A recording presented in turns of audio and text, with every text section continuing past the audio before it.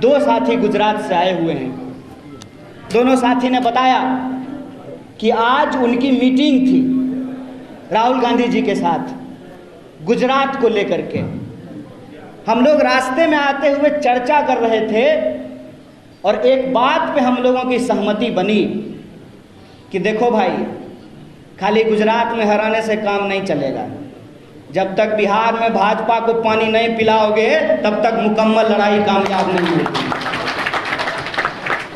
और ये बात मैं इसलिए कह रहा हूं कि बिहार की धरती ज्ञान की धरती है। भगवान महात्मा बुद्ध को यहीं पे ज्ञान मिला है। बिहार की धरती तपस्या की भूमि है, तप की भूमि है। चाणक्य भी यहाँ पैदा हुए और आप पावापुरी जाकर के देख लीजिए, जैन मुनियों की तपस्या की ये भूमि मानी जाती है। और बिहार की धरती परिश्रम की भूमि है। ज्ञान, तपस्या और परिश्रम की भूमि है बिहार। और जब मैं परिश्रम की बात करता हूं तो आप दशरथ मांझी का नाम याद रखिएगा। एक हथौड़ी और छेनी लेकर के उस इंसान ने पहाड़ काट करके रास्ता बना दिया। यह बिहारी होने का मतलब होता है। बिहार वो भूमि है। मैं अपने गुजरात के दोस्तों को कहना चाहता हूं कि आपके यहाँ पोरबंदर में मोहनदास करमचंद गांधी पैदा हुए थे, लेकिन वो गांधी जब बिहार की इस ज्ञान, तपस्या और परिश्रम की भूमि पे आए तो हमने उनको महात्मा बना दिया। ये बिहार की भूमि है।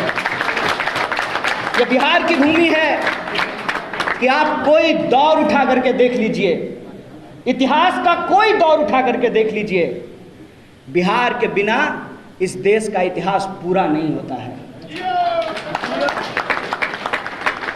खुशी की बात है, थोड़ी अफसोस की भी एक बात है। कल श्री बाबू की जयंती थी। श्री बाबू ने जो है एक रिकॉर्ड बनाया था सबसे ज़्यादा दिनों तक मुख्यमंत्री होने का। श्री बाबू जो काम करके चले गए उनका रिकॉर्ड अभी तक बीट नहीं हो पाया है। और हमारे कुछ दोस्त पूछते हैं कि बिहार को कांग्रेस पार्टी ने क्या दिया। बिहार को बिहार कांग्रेस पार्टी ने बनाया। इस बात को हमको गर्व से स्वीकार करना है। और आज हमारी सबसे बड़ी चुनौती क्या है? आज दिन है अशफाक उल्लाह खान का। अशफाक और बिस्मिल की दोस्ती के बारे में आप सब लोगों ने शायद देखा होगा, आप लोगों ने उसको पढ़ा होगा कि उनकी दोनों की जब बातचीत होती है तो अशफाक कहते हैं राम प्रसाद बिस्मिल से, देखो दोस्त, तुम्हारे धर्म में पुनर्जन्म है तो तुम तो जाओगे वहाँ और भगवान से कहोगे कि हमको दोबारा भारतीय बना करके भेज दीजिए, हमको ब्रिटिशर्स के दांत खट्टे करने हैं। हमारे धर्म में पुनर्जन्म नहीं होता है। लेकिन अगर मैं जन्नत जाऊं, अल्लाह से हमारी मुलाकात हो, तो मैं उनको कहूँगा कि एक बार और हमको भारत भेज दीजिए। ये भारत है जहाँ एक खान एक ब्राह्मण के साथ मिलकर के कहता है, सरफरोशी की तमन्ना अब हमारे दिल में है, देखना है जोर कितना बाजू में खाते हैं। ये जो एकता है, इस एकता को आज छिन्न भिन्न किया जा रहा है। और यही जो एकता छिन्न भिन्न होती है, इसी का नतीजा है, विश्वास कीजिए हम पर, भारत का कोई ऐसा हिस्सा नहीं है जहां हम गए नहीं हैं। एक साथ दोनों बात लोग बोलते हैं, कहते हैं कि बिहार के लोग बड़े परिश्रमी होते हैं। जानते हैं, हाँ भाई, तुम्हारा गंदगी उठाते हैं, तुम्हारा ठेला चलाते हैं, तुम्हारी फैक्ट्रियों में काम करते हैं, तुम्हारा घर साफ करते हैं, तुम्हारी सड़कें बनाते हैं, तुम्हारी बिल्डिंगें बनाते हैं। गाली तो देते ही हो, जब मौका मिलता है गोली भी मार देते हो। मैं बिहार की इस जनता से यही कहना चाहता हूं कि बिहार के उस इतिहास का पुनर्जागरण हमको करना पड़ेगा। और बिहारी होने का मतलब गाली नहीं, गौरव है। ये हमको पुनर्स्थापित करना होगा। यही हमारी आज की लड़ाई है। कई साथियों ने कहा कि कैसे करेंगे, कैसे होगा ये।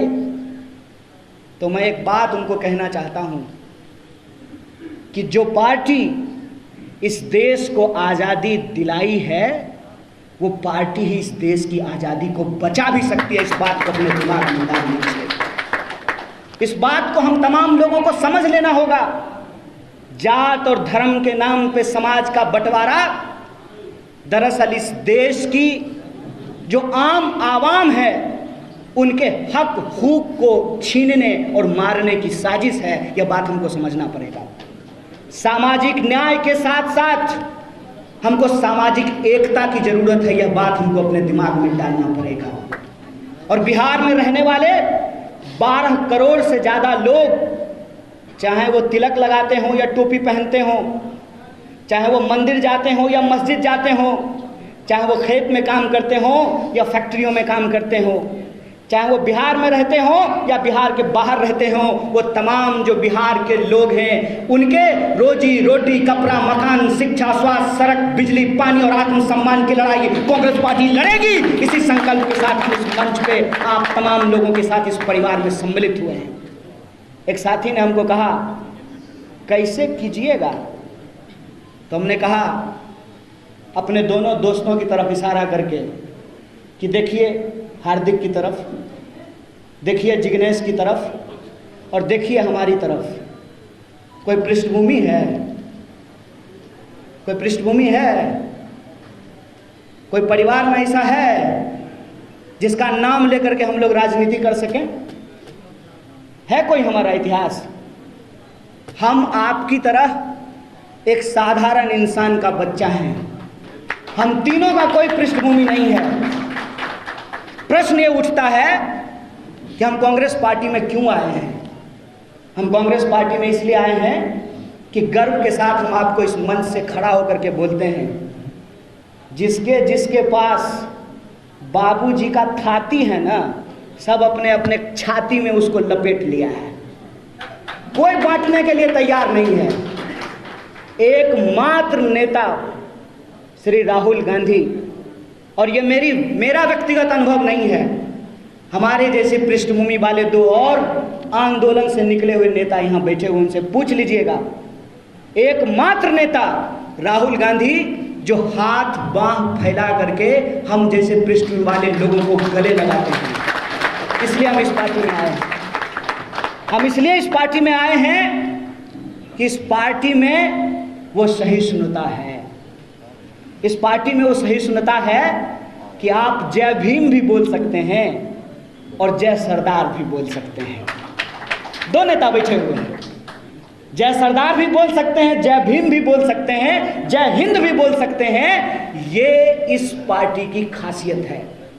सचमुच अगर आप भारत को समझते हैं तो भारत एक ऐसी भूमि है, इसकी संस्कृति ऐसी है कि हम सबको लेकर के चलते हैं। इसीलिए तो कहते हैं कि ये विविधता में एकता वाला देश है। और उस विविधता को अपने आप में अगर कोई समेट करके चल सकता है, वो बगीचा, वो बगिया कोई है तो वो कांग्रेस पार्टी है, जहां हर रंग के फूल खिल सकते हैं। इस गुलदस्ते में हर रंग का फूल खिल सकता है। इसीलिए हमारी ये समझदारी है कि अगर इस देश में लोकतंत्र के प्रति आपकी चिंता है, अगर आपको सचमुच किसी मरते हुए इंसान को देखकर तरफ होता है, आपको सचमुच लगता है कि हमारा देश झूठों के हाथ में चला गया है, तो सदाकत का मतलब सच्चाई होता है। आइए हमारे साथ हाथ मिलाइए, ये वो वक्त है कि मिलकर के इसके खिलाफ लड़ा जाए।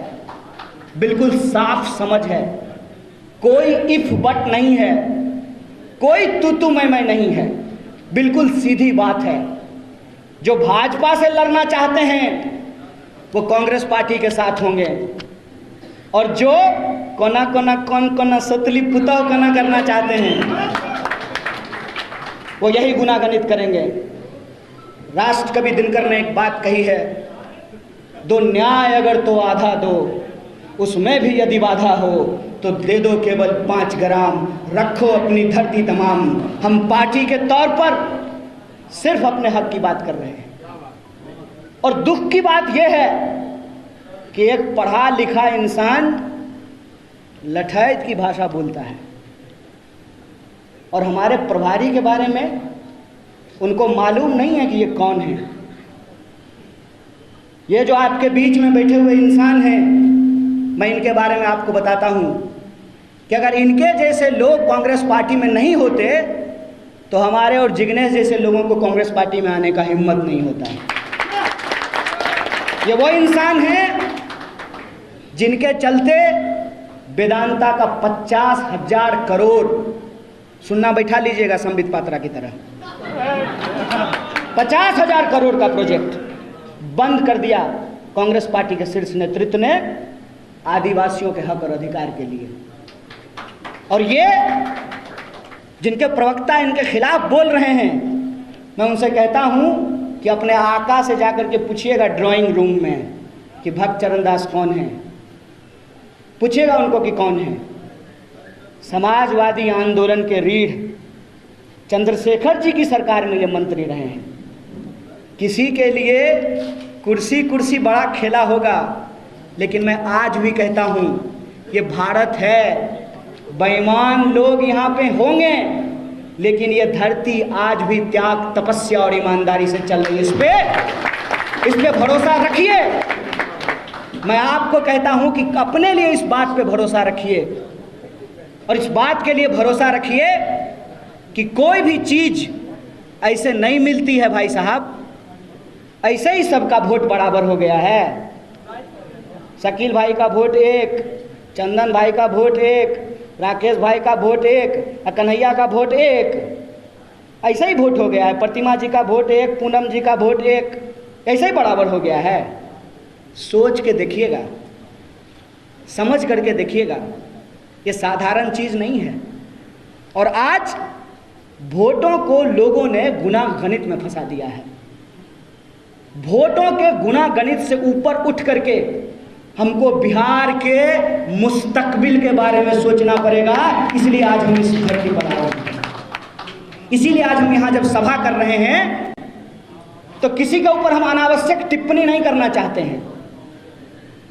जनता के अदालत में जनता के सवालों को लेकर सिर्फ चुनाव में नहीं, चुनाव से पहले भी और चुनाव के बाद भी उनके दुख दर्द में, उनकी न्याय, एकता और बड़ाव की लड़ाई में जो शामिल होगा वही उसका नेतृत्व करेगा। ये बिहार की जनता को चुनना पड़ेगा।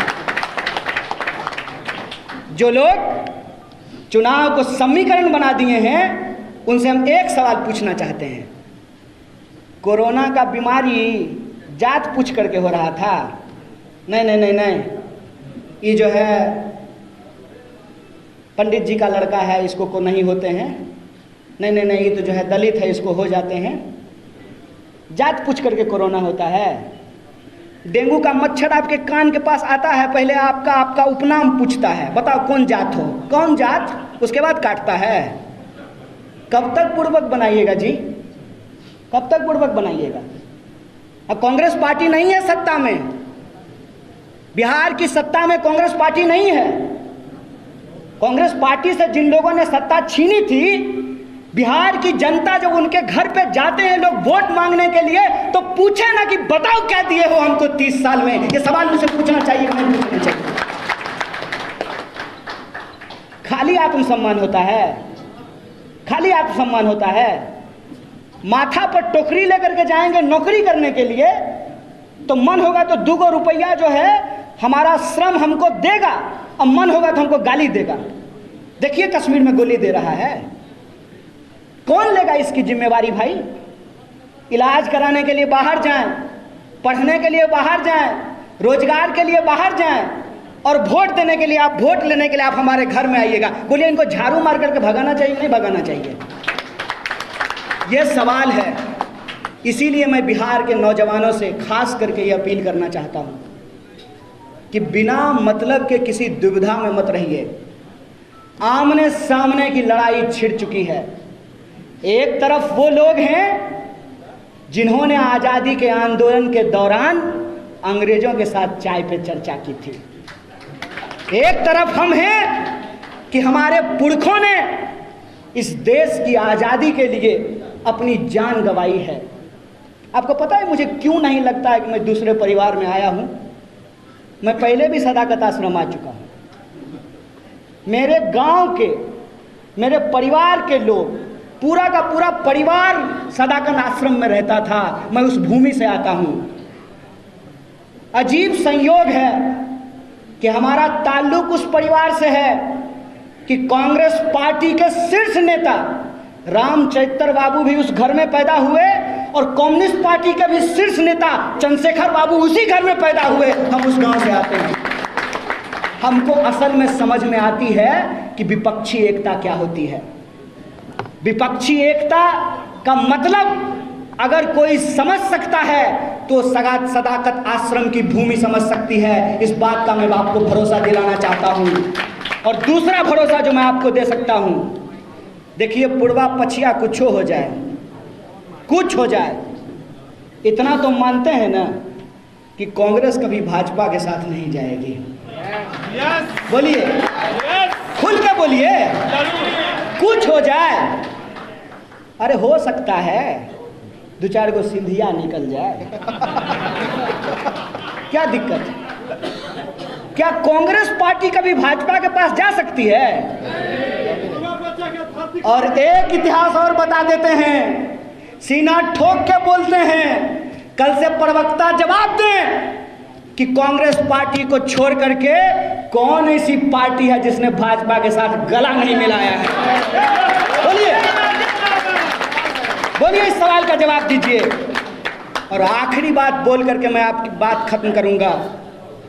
मैं बिहार के तमाम वो लोग जिनको बिहारी होने पे गर्व महसूस होता है, बिहार के वो तमाम नौजवान जिनको लगता है कि बिहार का मुस्तकबिल बदलना चाहिए, जब हम जाएं तो लोग सम्मान के साथ कहे कि अरे आइए आइए, आप तो बुद्ध की ज्ञान भूमि से आए हैं, अरे आइए आइए, आप तो चाणक्य की भूमि से आए हैं, अरे आइए आइए, सामाजिक न्याय के बड़े पुरोधा जगदेव प्रसाद और कर्पूरी ठाकुर की भूमि से आए हैं, अरे आइए आइए, आप तो दशरथ मांझी की धरती से आए हैं, अरे आइए आइए, आपके यहाँ तो 1942 के भारत छोड़ो आंदोलन में अंग्रेजों को दांतों तले उंगलियां चबानी पड़ी थी, आप उस क्रांतिकारी धरती से आए हैं। हम नहीं चाहते हैं कि हमारे श्रम के बदले हमको गाली और गोली मिले। इसीलिए मैं आप तमाम नौजवानों से अपील करता हूं कि इस पार्टी के साथ जुड़िए और हम इतिहास बदल करके दिखाएंगे। वह पथ क्या, पथिक कुशलता क्या, जिस पथ में बिखरे सूल न हो, नाविक की धैर्य परीक्षा क्या, जब धाराएं प्रतिकूल न हो। ये मैं आप तमाम लोगों से अपील करने के लिए आया हूं।